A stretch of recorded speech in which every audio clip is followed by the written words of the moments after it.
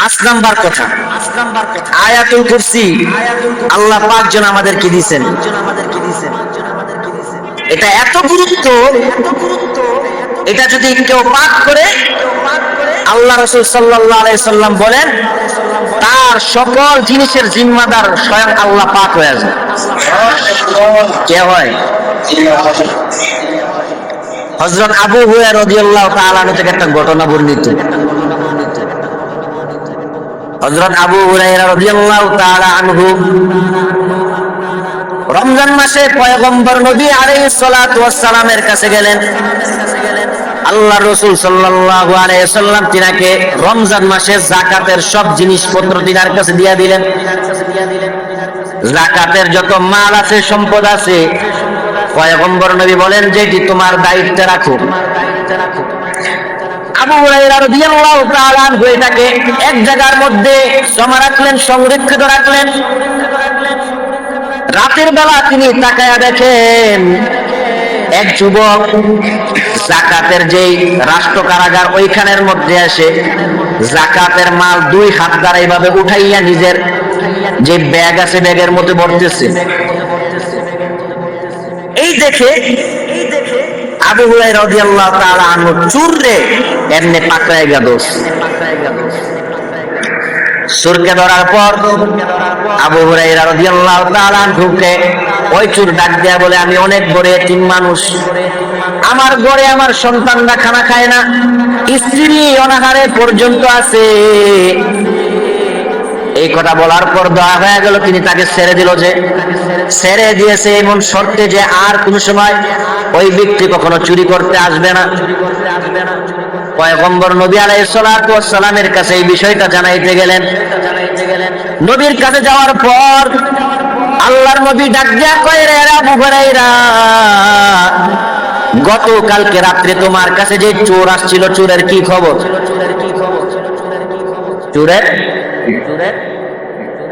আবু হুরায়রা রাদিয়াল্লাহু তাআলা আনহু আশ্চর্যান্বিত হয়ে ডাক দিয়া কয়, পয়গম্বর, গভীর রজনীতে আমি চোরকে ধরলাম, আপনি কিভাবে খবর পাইলেন?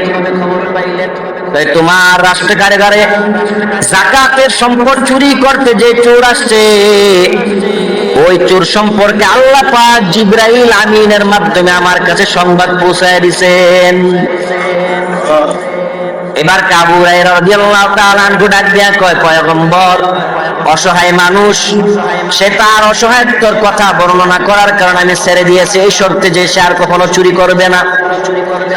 আল্লাহর পয়গম্বর ডাক দিয়া বলেন, ইন্নাহু কদ কাযাবা, বলে সে চোর মিথ্যাবাদী, সে আবার আসবে আজকে রাত্রে চুরি করার জন্য। এবার গভীর রাত্রে তাকায় দেখে আবার চোর যাকাতের রাষ্ট্র কারাগারের মধ্যে আসি আবার 2 হাত দিয়া মাল উঠায় নিজের ব্যাগ ভরে। আবু হুরায়রা রাদিয়াল্লাহু তাআলা আনহু পিছন থেকে জোরে জাপটি দিয়া ধরে, কি ব্যাপার, তুমি না কালকে ওয়াদা করেছিলে আর কখনো চুরি করতে আসবে না? তখন চোর আবার তার গরিবত্বের যে কথা আছে এগুলা তিনার কাছে ব্যক্ত করলেন। আবু হুরায়রা রাদিয়াল্লাহু তাআলা আনহুর বড় দয়া হয়ে গেল। দয়া হওয়ার পর আবু হুরায়রা রাদিয়াল্লাহু তাআলা আনহু ওই চোরকে ছেড়ে দিয়েছে। সকালবেলা আবার যাওয়ার পর পয়গম্বর নবী ডাক দিয়া কয়, মা ফালা আসিরাকাল বারিহা, ও আবু হুরায়রা, চোরের কি খবর?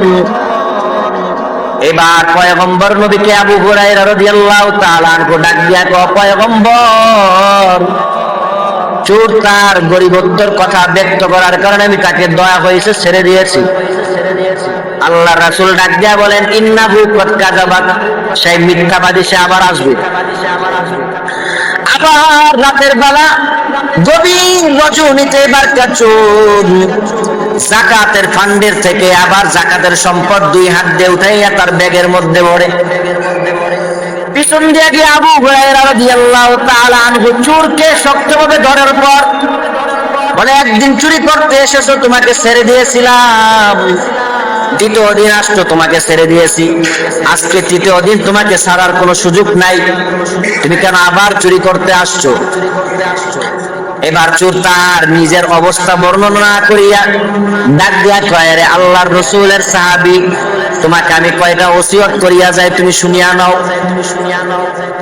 তুমি যদি তোমার রাসূল সাল্লাল্লাহু আলাইহি সাল্লামের পক্ষ থেকে যে সম্পদ তোমার কাছে আমানত আছে, ওইগুলাকে যদি তুমি হেফাজত করতে চাও, সংরক্ষণ করতে চাও, তাহলে তুমি সব সময় আয়াতুল কুরসি পাঠ করবে। আর আয়াতুল কুরসি পাঠ করলে কোনো চোর কখনো তোমার সম্পদ নিতে পারবে না। পরের দিন নবীর কাছে আবার গেছেন আবু হুরায়রা রাদিয়াল্লাহু তাআলা আনহু। এবার নবী বলেন, মা ফাআল আসিরাকাল বারিহা, চোরের কি খবর? আবু হুরায়রা রাদিয়াল্লাহু তাআলা আনহু ডাক দিয়া কয়, রে পয়গম্বর, আজকে চোর চুরি করতে আসছিল। আজকে তার মনের অবস্থা বর্ণনা না করিয়া তিনি আমাকে একটা ফজিলতের কথা বর্ণনা করিয়া শোনায় গেছেন। আল্লাহর রাসূল বলেন, কি বলেছে? সে বলছে, যদি তোমার সম্পদকে সংরক্ষিত রাখতে চাও, তাহলে তুমি প্রত্যেক সময় আয়াতুল কুরসি পাঠ করো, তাহলে তোমার সম্পদ আল্লাহ তাআলার জিম্মাদারির মাধ্যমে সংরক্ষিত থাকবে। এই কথা বলার পর নবী ডাক দিয়া কয়, ও আবু হুরায়রা, চোর তোমার সাথে প্রথম দিন মিথ্যা কথা বলেছে, কথা ঠিক। দ্বিতীয় দিনও মিথ্যা কথা বলেছে, এটাও ঠিক। কিন্তু তৃতীয় দিন তোমার সাথে যা বলছে সব কথাই তার সঠিক। এই চোর তো এমন চোর যে 100 কথার মধ্যে 100টা কথাই মিথ্যা কথা বলে, মাঝখানে যদি একটা কথা হক বলে তাহলে কথা সঠিক। এবার আল্লাহর পয়গম্বর আবু হুরায়রা রাদিয়াল্লাহু তাআলা আনহু ডাক দিয়ে বলেন, ও পয়গম্বর, কি ব্যাপার? আপনি জানলেন কি করে আমি এই চোরের খবর জানি? আল্লাহর রাসূল বলেন, এই চোর কোনো সাধারণ চোর নয়, এই চোর কোনো দুনিয়ার মাখলুক নয়, বরং আল্লাহ তাআলার নাফরমান বান্দা ইবলিস, শয়তান। শয়তান মানুষের সুরূপ ধারণ করে রাষ্ট্রীয় কারাগারের যাকাতের সম্পদ চুরি করার জন্য আসছিল। কিন্তু সে তোমার সাথে যতবার কথা বলছে মিথ্যা বলেছে, একটা কথা তোমার সাথে যে বলছে এই কথাটা সে সত্য কথা বলছে। এজন্য পয়গম্বর নবী বলেন, কোন মানুষ যদি তার সম্পদ বা তার বাড়িঘর হেফাজত করতে চায়, রাতের বেলা ঘুমানোর সময় যদি আয়াতুল কুরসি পড়িয়া ঘুমায়, ওই বাড়ির মধ্যে কখনো ডাকাত আক্রমণ করতে পারবে না, চোর আক্রমণ করতে পারবে না, ছিনতাইকারী আক্রমণ করতে পারবে না, শত্রু আক্রমণ করতে পারবে না। কারণ কি? কারণ কি? আল্লাহর রাসূল বলেন, রাতের বেলা ঘুমানোর সময় যদি কোনো বান্দা, কোনো বান্দি যদি আয়াতুল কুরসি পাঠ করিয়া ঘুমায়া যায়, আল্লাহ পাক কুদরতের ফেরেশতাদের মাধ্যমে তার ঘরকে পাহারা দিবেন। এজন্য যে ঘরের মধ্যে আয়াতুল কুরসি পাঠ করা হয়, ওই ঘরকে আল্লাহ তাআলা নিজ জিম্মায় কুদরতের মাধ্যমে হেফাজত করেন। আমরা তো আয়াতুল কুরসি করি না, নামাজের খবর নাই, এশারের পর ঘুমাইতে গেলে আগে বরকতের টিভি সাইরা যেত কি কমু ভালো জিনিস, হ্যাঁ নেক যত জিনিস আছে, নেক কি এর থেকে তোর ভালো শব্দ আমি পাই না।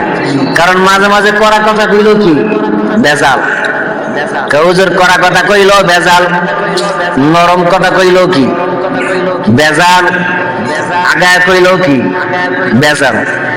এক হুজুর ধরলে এক মুসিবত, হুজুর আস্তে হাঁটলেও দোষ, জোরো হাঁটলেও দোষ।